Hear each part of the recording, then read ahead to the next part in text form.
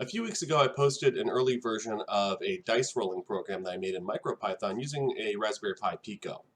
That early revision had a few quirks to it, and I wanted to address some of those today with revision 2.0.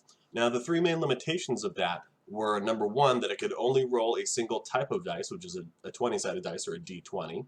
The second limitation was that it could only roll one dice at a time. And the third limitation was that in order to run the program again, you either had to cut and reinstate power to the unit, or you had to manually reload the program using something like Thonny or something else that could run that Python script a second time, which became a little bit of a hassle if you wanted to roll it multiple times in a row, where you had to, again, either cut power to it or manually reset the code. So this new iteration, 2.0, is going to address all three of those and add a couple other features as well. And it's going to create a nice platform for you to build on if you needed to. So I'm just going to kind of go over some of the demonstrations of it real quick. And you'll see this video that I have. We are going to be using the right button as well as the left button.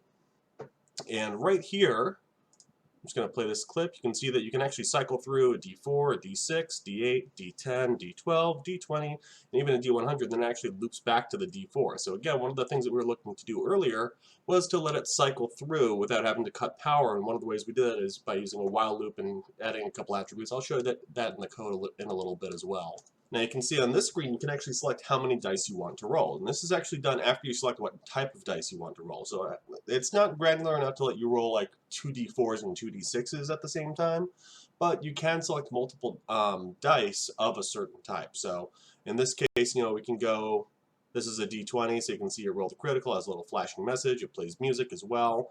And we actually use some of the songs that we put together in a different script, which is also, again, available on my GitHub.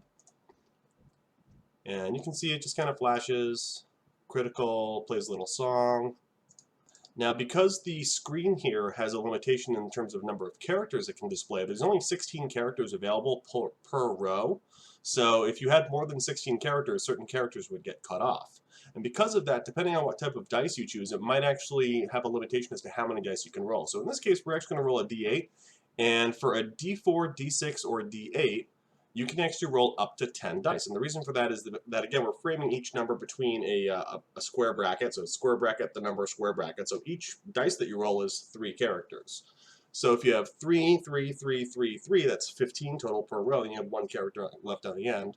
And so you can have that up to 10 times, essentially, because you have 5 per row, and there's 2 rows. So you can actually roll up to 10 dice as long as you know the result is going to be a single character. So in this case, with a d8, we can go up to 10, and you'll see it's kind of increasing using that right button here. And once you get to 10, no matter how many times you press that red button, it won't increase anymore. So you can actually just press enter, and it'll roll 10 dice, and you'll actually see it takes up almost the entire screen. There's just one character left that we could fill in on the very end, but with a single digit, you can have up to 5 dice on each row, which gives you a total of 10 dice that you can roll at a time. Now in this next example, we're actually going to be rolling a d12, and the d12 has the potential of having 2 digits per result, because if you rolled like all 12s, for instance, that means you'd have a square bracket, a 1, a 2, and then a square bracket, so now we have 4. So now you have a total of 4 you can have on each row, because 4 characters 4 times in a row, that's 16. 16 is the max for each row in terms of number of digits it can carry. And so now we can do 4 per row, which gives you a total of 8. So anything that's a d10 or a d12, you can roll up to 8 dice. And you'll see here again, I'm pressing that right button to increase the number of dice. And once it gets to 8, it won't increase anymore until you roll it. Now, in this case, most of the numbers, again, were single digit, which is fine, but you can see on the bottom row, that first value on the bottom row is an 11. So again, on a d12, if you rolled all 11s, if you had 10, a couple of them wouldn't be able to show up on the screen, which is why we have that limitation of 8 dice for anything that is a potential for 2 character results. So it could be a d10, could be a d12. In the case of d20s and d100s, we actually kept it at 1 because one of the things that we wanted to keep from the previous version was it playing a song on certain results for a d20. We did something similar for the d100 as well, which we're going to get into in just a second. But those are some of the limitations that we've addressed so far. And again, by limiting the number of dice you have based on how many sides that dice could have, you can make sure that you're always able to display all the characters properly. Okay, so let's actually jump into the code now. Now, this is a copy of the code I have on my PC. On the actual unit itself, I've renamed it to main.py, but I just pulled it up here, and this is again, a quick rundown of the differences between this code and the previous version. I'll actually open the previous version in a second just to kind of show you a side-by-side of how different this code is. Again, it kind of built on the foundation of the first one, but we've added quite a few things to it. And there are commented out lines here that go through the description of some of the things that we went through earlier. But just to start, just like in the first iteration of this, we're importing a couple things. We're importing the driver for the display, we're importing the time and everything from that, and we're importing uTime. We're also importing machine to use the pin and PWM functions, and we're also importing random, including randint, and we're also using the sleep and sleep.ms functions. That was mainly for the songs, which again we'll demonstrate in just a little bit, although we added some things to the songs as well, which have a little bit more versatility now. Now, just to show you the difference between these two, again, we're importing a lot of the same things. I think we're actually importing just about everything the same.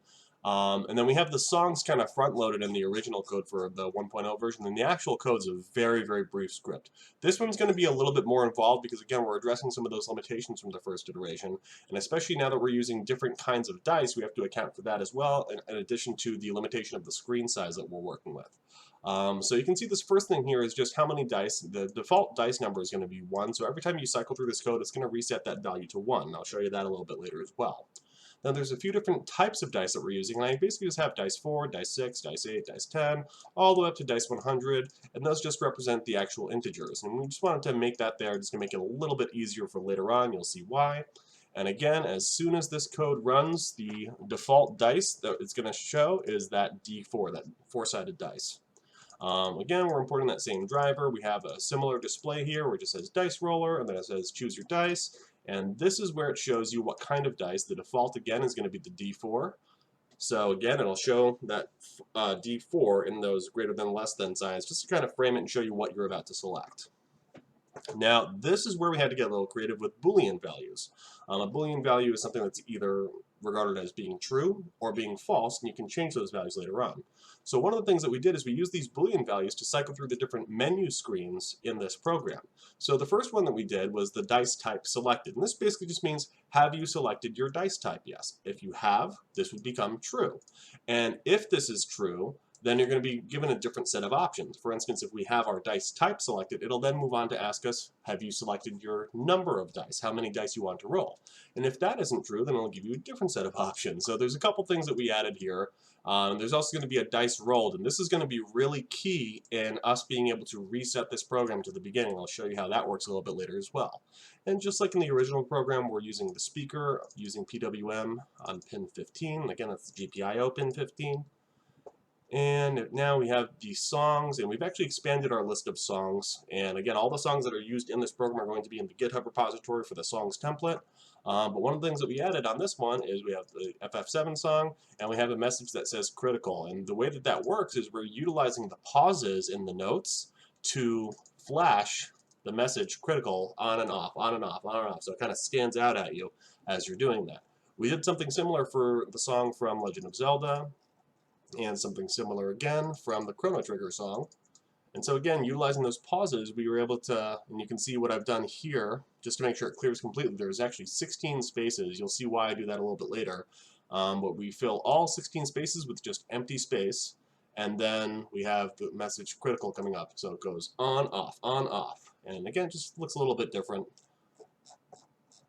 Scrolling through some of the other songs, this is that Price is Right song, and when this plays, a slightly different message pops up on the screen. I'll show you how that works later. This is actually the song from Kill Bill. It's that Danger song, and we actually did some interesting things here to get that that change in pitch to go kind of swell up and swell down in that kind of siren way. So again, you can take a look at this in the GitHub repository if you're curious about it. So that's what we did for the Kill Bill song. We have a dramatic song here, dun dun dun. So that's right here as well, and we used a slightly different way to do almost like a chord here, where it rapidly varied between two different notes that were in the same key as each other. So we did that as well. This is actually a song that we're going to be using when we roll a D100. Now, a D100, if you don't know, is typically used in Dungeons & Dragons for like a cleric character who's asking for their deity for help. And we actually had, in one of our campaigns, one of our players rolled a 100 on the D100, and it was this huge moment, a great, big, awesome thing happened because of it. And so for this, I thought it would be appropriate to play Hallelujah. So that's the song we used for rolling a 100 on a D100. And then if we don't roll a 100 on the D100, we have Beethoven's Fifth, which is right here, so a little bit more ominous in that respect. I don't remember if we have the Darth Vader song. I think I just kept that in the...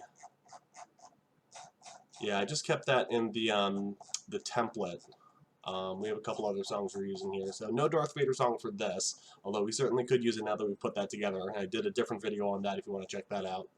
Alright, so this is where we're going to define the button values for the enter and write buttons. So I mentioned before that in the first iteration of this, the 1.0, we're really just using the enter button. It was a very brief line of code. I mean, again, I have it right here. That's basically the entire code, so very, very short. For this, though, because we're cycling through different options, because we're changing values, we're actually going to be utilizing the write button to change the value and the enter button to confirm our selection. So that's why we're utilizing both buttons here.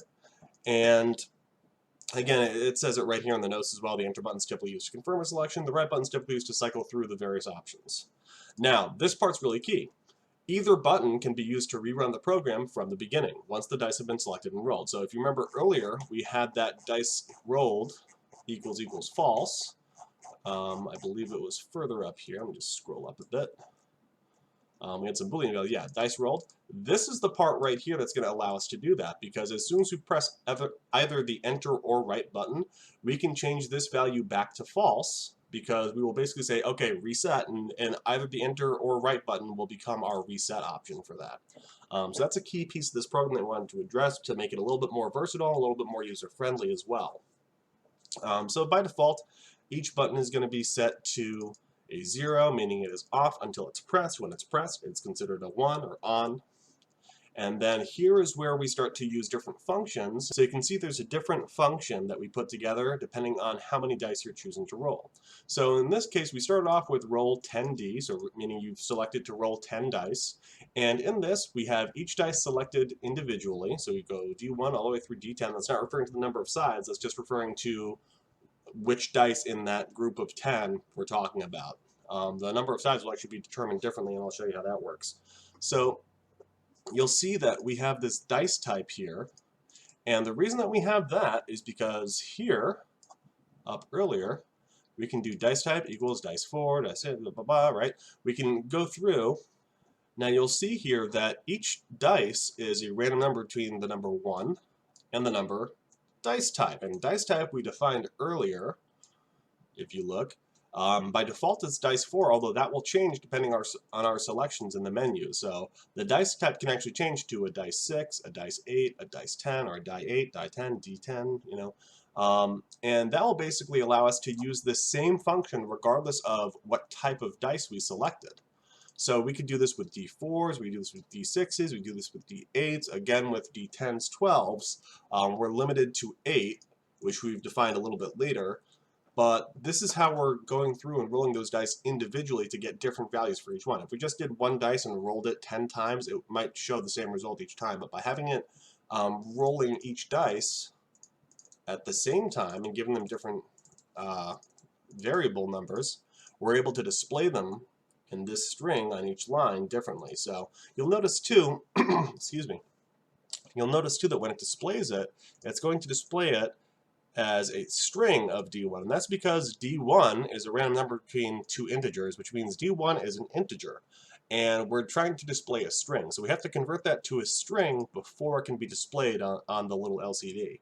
So that's why we ended up doing that. And we have, again, a little bit of space at the end, because if you remember, each of these is potentially 3 characters, 5 across. So we have 15, which means we need an extra space. And the reason we just do that is we always make sure we take up all 16 characters so it completely clears the screen when it cycles through to the next selection or next menu, so we don't have a question mark left over from like the previous menu. I think I showed that in an earlier video.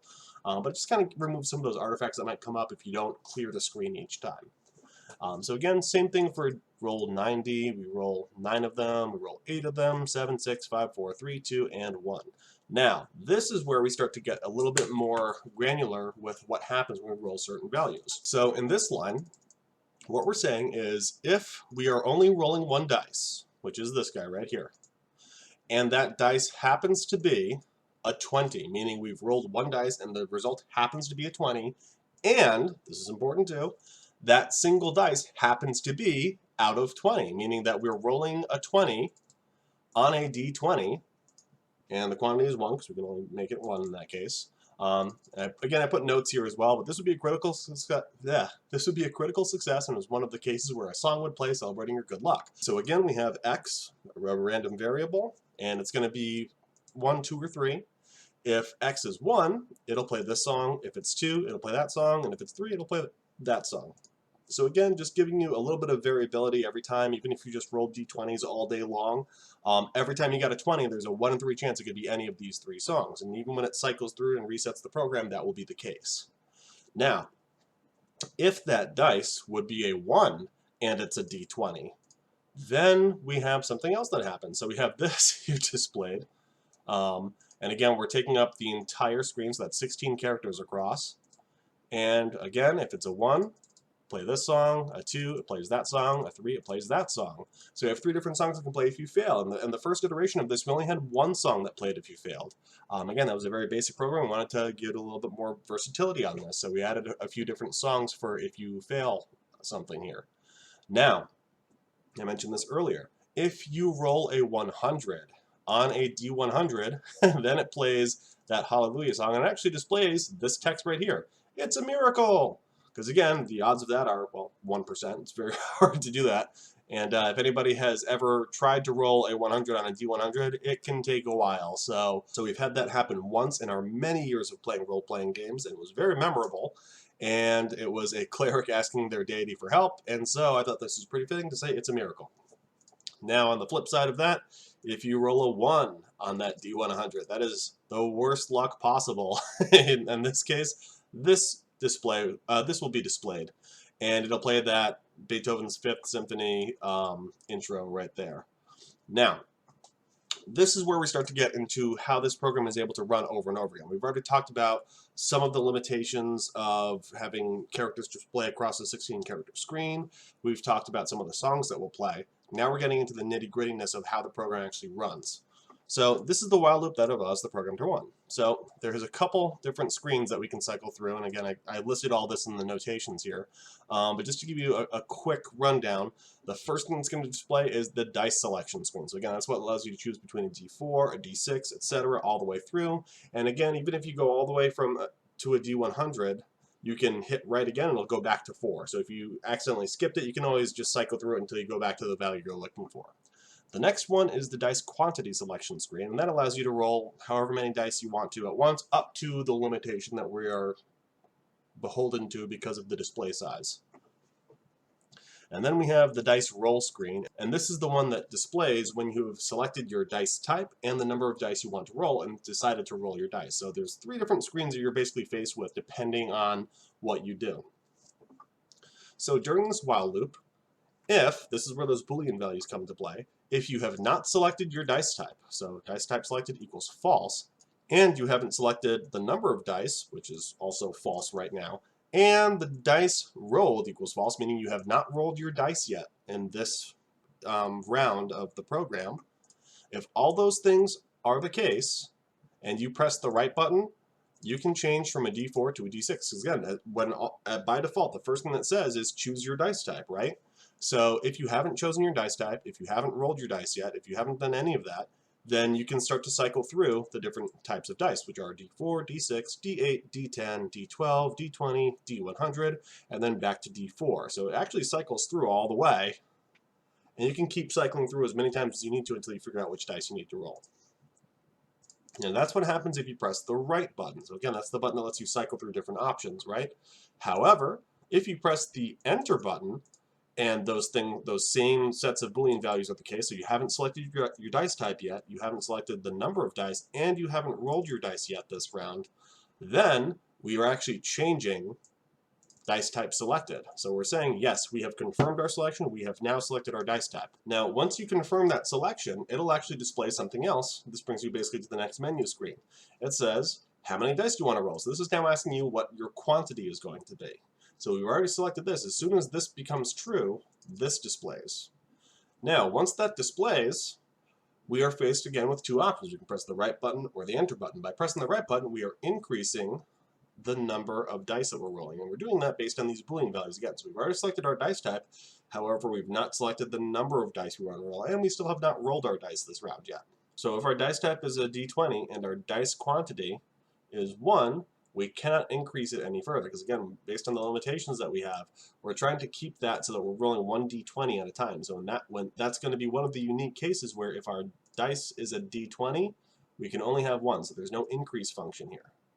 However, the same thing applies if we have a d100. We can only roll 1 of those because of the limitations we're faced with right now. That being said, though, for a d12, we can have a maximum of 8. So once it hits 8, it will no longer increase, which I'll show you the increase function we use a little bit later. And if it's a d12 and it's less than or equal to 7, we can increase it. We do that by doing dice quantity equals dice quantity plus 1. And we add a little pause there, and then we display the new quantity. So that's just how we're incrementing the number of dice that we're rolling. And in a similar way for the d10, as long as it's 8, it cannot increase any further. But if it's less than or equal to 7, we can still increase it by 1 each time. So again, same function there. Now, as long as the dice type, meaning d4, d6, d8, and remember that those are actually considered integers, as long as it's less than 10, meaning it's a d8, a d6, a d4, we can have up to 10 before it stops increasing. And anything under 10, if we have 7 d4s, we can keep adding 1 at a time every time we hit that right button. Remember, this is all for that right button. Now, if we hit the enter button at any time, instead of cycling through and increasing the quantity, we are actually confirming our selection. So this is where those Boolean values come into play again. So here, we have our dice type selected is true, and right now it's false because we haven't confirmed yet, but we just did by hitting the enter button. So now this variable right here, that Boolean, is going to become true. And now this one also becomes true. And this is really important because when dice rolled equals true, we are running one of those functions. Depending on if the dice quantity is 1, it'll do this function. Remember, we defined these functions earlier. And if it's 2, we roll 2 of them. If we roll 3, we roll 3. So we have different functions depending on how many dice we've selected earlier on. Now, if all of those things are true, and we press the enter button, or these are the same, by the way, the same piece of code, just changed which button we're looking at. If we hit the enter button or the right button, we are resetting all of those Boolean values back to false. So we've no longer selected our dice type, we've no longer selected our dice number, and we've no longer rolled our dice. Once we reset those, because of the way this while loop is set up, we go back to here. So we go back to that first screen. That's how we're cycling through this program over and over again without having to cut power, without having to manually re-enter without having to manually run the script in something like Thani. We can actually just do it with these Boolean values each time.